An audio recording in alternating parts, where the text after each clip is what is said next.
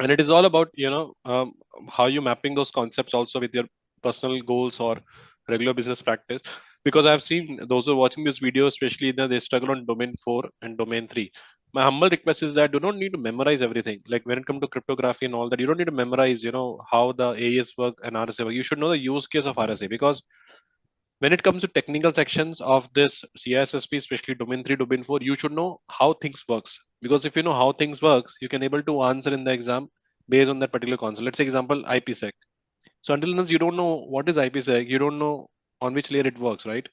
What is the purpose of IPsec? Because exam talk about purpose of IPsec. I'm just giving example. It's not a question, but just giving example.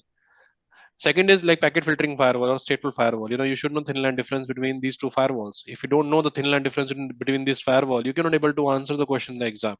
Because our role is a security consultant, our role is a risk manager. We assess the risk, and according to that, we recommend the thing. We understood that okay, there's a lot of computation was involved in RSA. That's why we're recommending ECC. We can only able to recommend ECC because we know what is the thin line difference between RSA and ECC. Same thing happened in the cloud. Okay, we are going with the IaaS and we are now moving with the SaaS. The reason of moving for the SaaS is basically we have a less administration and less control, but it come with a cost also. We can able to answer that only when we know the concept difference between the IaaS, PaaS, and SaaS. So those who are watching this video, my humble request is that when you're reviewing the domain 3, domain 4, don't need to memorize. Understand how things works. That's a most important part when it comes to CISSP. True. Same goes for concepts like watching practice question review videos. All three of us make those videos, but you can't just watch practice question review videos and call that studying for the CIS. That's after your study is done. Because if a practice question talks about IPsec, or if it talks about GRE tunnels, or if it talks about software development lifecycle, you got to know what those words mean. Just because you got the answer right doesn't mean, just because say you got all those questions right in the practice question review video, because you can just eliminate the process. On the exam, that's not going to work. You have to know what each word means. The word best, the word, what am I thinking about? The word Diffie-Hellman. If you encounter a practice question with the word Diffie-Hellman, it's kind of about network security. It's kind of do with encryption, but you don't really know that it's actually a key exchange algorithm and it has nothing to do with encryption.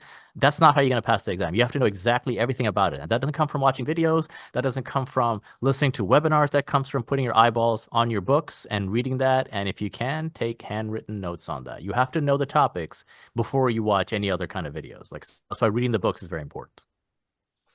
And True. one more important element, as I want to, I echo Luke on the statement.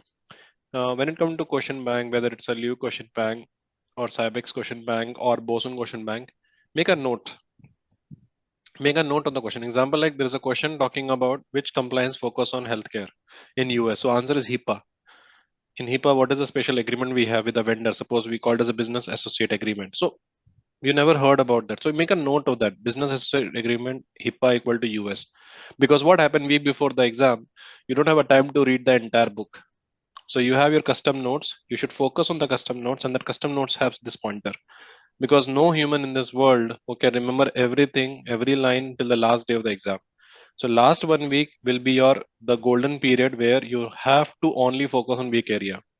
And I highly recommend check Prashant Mohan Memory Palace in that case. Okay, because he covered he actually it's a Cybex crisp version. If someone is I basically share the screenshot with Prashant. Till today, I'm telling you in my training, it's recording, it doesn't matter. My students don't read book. Their alternate material is only Prashant Mohan Memory Palace. The day that the training is over, they keep 6 hours. In that, they complete the Prashant Mohan Memory Palace only.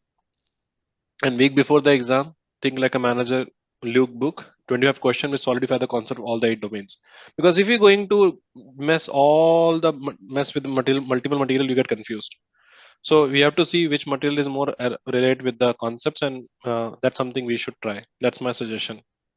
And at the end, and what Prab said right before your exam, I'll tell you something. See these books here, or any other shit. You can memorize everything in these books, every single page, every single word. You can memorize all that. You say you have a photographic memory. You memorized everything in there. So I could turn to page 267 and ask you what's on that page, and you'll be able to tell me that. Even if you do that and memorize all the books in the world, you're still not gonna pass the CISSP exam, because you have to know what the concepts mean and what the definitions mean and how they work across multiple domains. We mentioned, Prab mentioned, say, What, did you mention IPsec? Was that what you mentioned earlier? And I mentioned Yeah. Diffie-Hellman. Yeah. Okay, that's domain 3 and that's domain Domain 4 4. and 3 Yeah. together, encryption and network Right. security. But is it only in those chapters and those domains? No, because the reason that you have to use that Diffie-Hellman group 5 or Diffie-Hellman group like 9.